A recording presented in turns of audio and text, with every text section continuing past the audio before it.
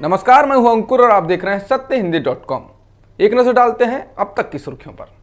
पश्चिम बंगाल में बीजेपी के हार के बाद से दल बदलू नेताओं का हृदय फिर से परिवर्तित हो गया है और अब वे फिर से एक बार वापस से टीएमसी में जाना चाहते हैं। और ऐसे नेता एक दो नहीं बल्कि 33 बताए जा रहे हैं। खबर है कि 33 नेता बीजेपी छोड़कर वापस से टीएमसी का दामन थामना चाह रहे हैं। टीएमसी के प्रवक्ता कुणाल घोष ने स्वीकार किया कि कई टीएमसी छोड़कर जाने वाले नेताओं ने सार्वजनिक रूप से अपराध स्वीकार किया और लौटने की इच्छा जाहिर की और अन्य ने फोन पर संपर्क किया है। हालांकि अभी पार्टी ने इस मुद्दे पर चर्चा नहीं की है। बता दें, अटकलें ये भी लगाई जा रही हैं कि मुकुल रॉय भी टीएमसी में वापस आना चाहते हैं, लेकिन बीजेपी ने उनको रोकने के लिए कोशिश शुरू कर दी है। पीएम मोदी ने भी उनको फोन किया था। केंद्रीय गृह मंत्री अमित शाह ने कहा है कि देश ने प्रधानमंत्री नरेंद्र मोदी के नेतृत्व के कारण बहुत कम समय में कोरोना वायरस की दूसरी लहर को नियंत्रित कर लिया। उन्होंने कहा कि अगर आप सोशल मीडिया पर देखेंगे तो पाएंगे कि महामारी ने विकसित देशों की व्यवस्था को भी ध्वस्त कर दिया। शाह ने कहा कि ऐसा लगता है कि प्रकृति परीक्षा ले रही है, क्योंकि एक ओर कोरोना तो दूसरी ओर अभी तक 2 तूफान आ चुके हैं। लेकिन वो कहते हैं कि अच्छे लीडर की पहचान मुश्किल वक्त में होती है। हमें खुशी है कि पीएम मोदी के नेतृत्व में हमने बाकी दुनिया के देशों से बेहतर किया। बता दें, सोशल मीडिया पर उनके इस बयान को लेकर उन्हें घेरा भी जा रहा है। कई लोगों ने लिखा है कि 2 महीने की कोरोना लहर में लाखों लोग मर गए, ये कोई बड़ी बात थोड़ी है। 135 करोड़ के देश में अगर इतने लोग बिना इलाज, बिना ऑक्सीजन और बिना अस्पताल के मर भी गए तो क्या हुआ। पंजाब में जारी आंतरिक घमासान के बीच आज मुख्यमंत्री कैप्टन अमरिंदर सिंह ने दिल्ली में हाईकमान द्वारा गठित 3 सदस्यीय कमेटी से मुलाकात की। यह मुलाकात 3 घंटे तक चली। यह कमेटी पंजाब कांग्रेस में जारी आंतरिक जंग को शांत कराने के लिए बनाई गई है। मुलाकात के बाद प्रेस से बात करते हुए कैप्टन ने कहा, यह एक आंतरिक मामला है और किसी सार्वजनिक चर्चा की कोई आवश्यकता नहीं है। चुनाव 6 महीने में होने वाले हैं और हमें एक साथ काम करना है, चुनाव जीतना है। छत्तीसगढ़ सरकार के 8 विधायकों और एक सांसद की फैक्ट फाइंडिंग टीम ने सुकमा जिले के सिलगेर में सुरक्षा कैंप को लेकर 20 दिनों से विरोध कर रहे आदिवासियों से मुलाकात की। जिला प्रशासन और पुलिस अधिकारियों के साथ टीम ने सिलगर से लगभग 5 किलोमीटर दूर प्रदर्शनकारियों का प्रतिनिधित्व करने वाले 10 लोगों से मुलाकात की। बता दें, 20 से अधिक गांव के आदिवासी समुदाय के हजारों लोग 14 मई से सुरक्षा कैंप और पुलिस कार्रवाई के विरोध में प्रदर्शन कर रहे हैं। इस दौरान पुलिस और प्रदर्शनकारियों के बीच हुई झड़प में 3 आदिवासी लोगों की मौत भी हो चुकी है।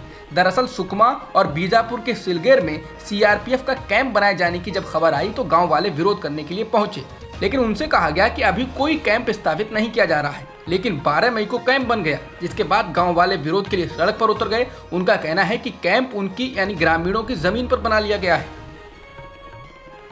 प्रधानमंत्री नरेंद्र मोदी ने गुरुवार को अमेरिका की उपराष्ट्रपति कमला हैरिस से बात की। इस दौरान उन्होंने भारत के लिए कोरोना वैक्सीन की सप्लाई को लेकर चर्चा की। उन्होंने अमेरिकी सरकार और भारतीय प्रवासियों के समर्थन और एकजुटता के लिए धन्यवाद दिया। पीएमओ के एक आधिकारिक बयान के अनुसार उपराष्ट्रपति हैरिस ने पीएम मोदी को अपनी वैश्विक वैक्सीन साझा करने की रणनीति के तहत भारत सहित अन्य देशों को कोरोना के खिलाफ टीका उपलब्ध कराने की अमेरिकी योजना के बारे में बताया।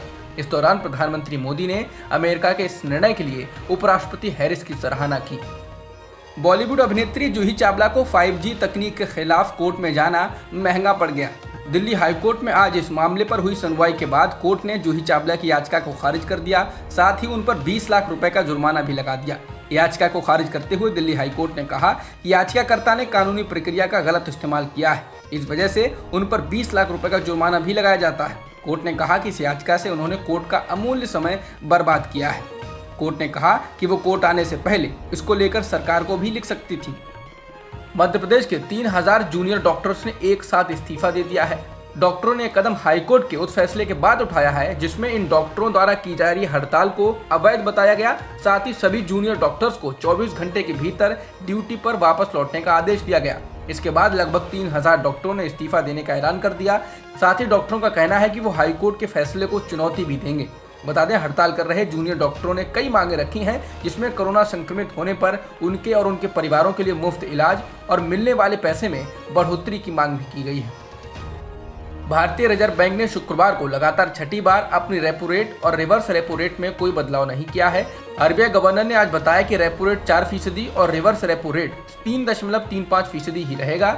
आरबीआई गवर्नर शक्तिकांत दास ने मुंबई में नियामक की मौद्रिक नीति समिति की 3 दिवसीय बैठक के बाद ये कहा। आरबीआई ने चालू वित्त वर्ष के लिए जीडीपी विकास का अनुमान अब 9.5% कर दिया है।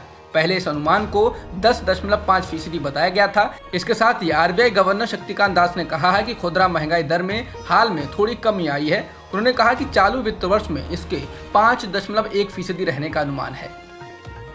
भारत में पिछले एक दिन में 1,32,000 से अधिक कोरोना संक्रमण के मामले दर्ज किए गए हैं और 2,713 लोगों की मौत हुई है। इसके साथ ही देश में कुल मृतकों की संख्या 3,40,000 के पार हो गई है और सक्रिय मामले 16,35,000 से अधिक हैं। अमेरिका के पूर्व राष्ट्रपति डोनाल्ड ट्रंप ने कोरोना वायरस की उत्पत्ति को लेकर फिर से चीन पर निशाना साधते हुए कहा, ये चीन के वुहान लैब से निकला है। ट्रंप ने कहा कि अब तो हर कोई यहां तक कि तथाकथित दुश्मन तक मान रहे हैं कि ट्रंप चाइना वायरस के वुहान लैब से लीक होने को लेकर सही थे। ट्रंप ने कहा कि चीन ने दुनिया भर में जो तबाही मचाई है उसके लिए उसे $10 ट्रिलियन का मुआवजा देना चाहिए। अब तक की खबरों में इतना ही। बाकी खबरों के लिए बने रहिए सत्यहिंदी.com के साथ। सत्य हिंदी का ऐप डाउनलोड करें गूगल प्ले स्टोर पर।